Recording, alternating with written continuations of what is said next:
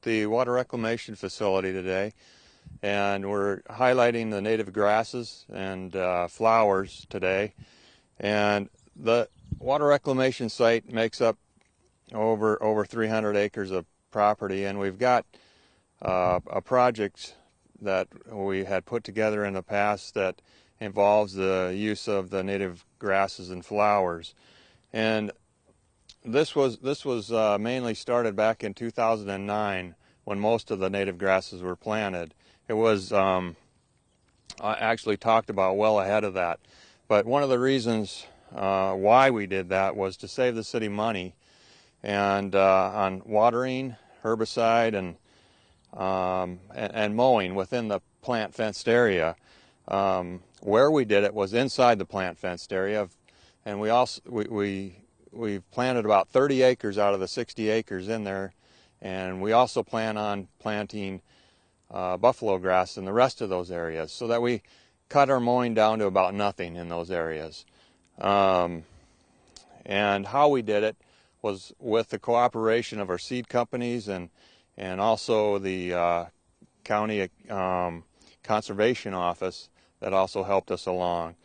And this is just one of our sustainability projects that we've done out here at Water Rec to save the city money. And some of the other ones that we wanted to highlight today were our biosolids program, where we take our biosolids and recycle that onto farm properties, and we recycle 100% of that.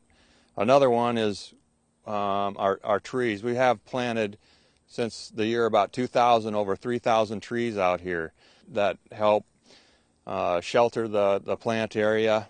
And also recently we've gotten a grant for LED lighting in the plant area, which saves us money on lighting.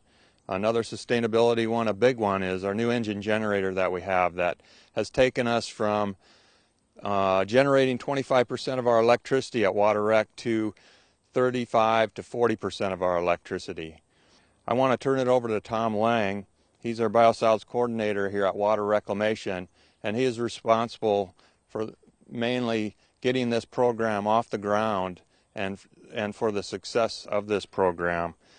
And he'll talk about how this was conceived and transpired into a success story out here at Water Rec, and talk a little bit about the different plant species that we do have out here in the native grasses and flowers area. Thank you, Mark. I'll give you just a little bit more of a background on how this whole program got started, and it goes clear back to 1997, actually. We had some ground down by the river that continually got flooded. They tried to farm that ground, but so many years a farmer would put his crop in, it would flood, so finally they just said, let's do something. We've got to conserve this soil. We don't want runoff, what have you. So it was suggested to me to consider native grasses, and at that point I hadn't a clue how to deal with native grasses, but I learned. And one thing about native grasses, for those of you, if you tried it back in the 90s and didn't like it, I would definitely tell you to do it again, because they've made tremendous strides in the seed quality and the ease of seeding. We're standing right now in a field, and as you can see, we're well into July. Most of your lawns right now are completely brown, but you'll notice here the native grasses have a root system that's just unbelievable. And that's how they survived for centuries before the pioneers came in and started to plow it up. But you can see the tall stuff we have here is probably one of your most common. That's big blue stem. In this particular field, we probably have 7 to 8 different varieties of grass, from blue stem to Indian grass to wheatgrass to side oats, western wheatgrass, Virginia rye, Canadian wild rye. We have tons of it.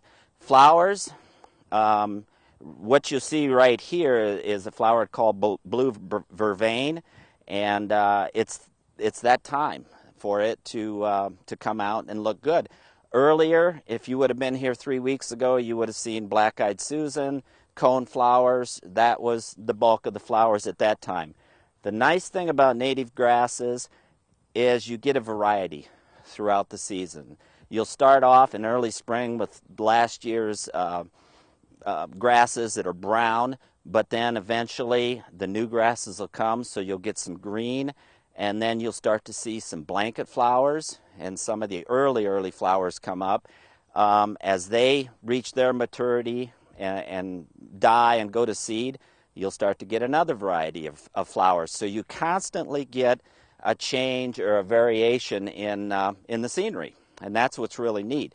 In the fall, I keep telling people there's nothing more beautiful than a native grass field like this as fall approaches, because it'll start to turn a dark reddish color then, and so now you get another version or another. It just, the landscape changes constantly is what I'm leading to.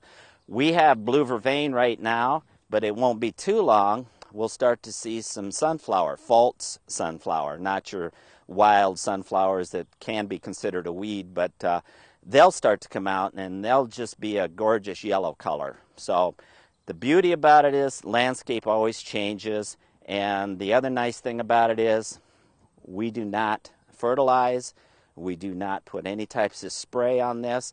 Once native grass is given a chance to grow, it will take over, and that's exactly what we wanted to do. It can be quite a job the first 3 years to get this started, because you have to keep the weeds under control. And with native grasses, a lot of the herbicides that we're used to using are not recommended on these. So you have to mechanically continue to keep the weeds down.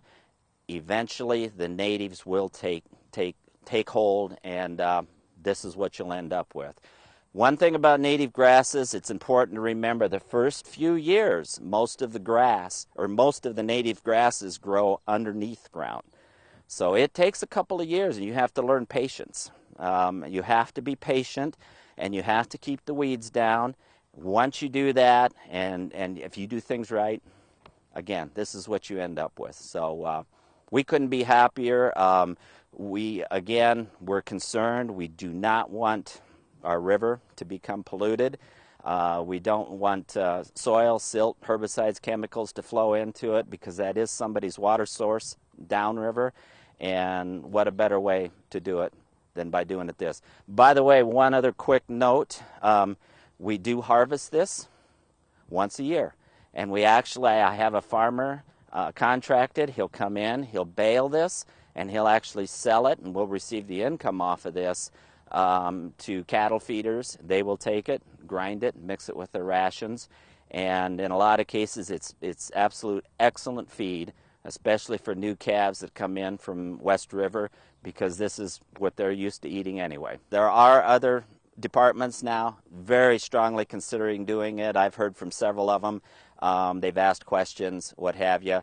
As far as the plant goes, Mark did allude to the fact that we've just started to now, on the outer perimeters of the plant, we've got more tall types of native grasses. But within the plant itself, we want short grasses in there, right around the plant. And obviously, there can be a fire danger with native grasses, so we don't want any chances of having the tall native grass too close to buildings. So yes, we are planning on doing more.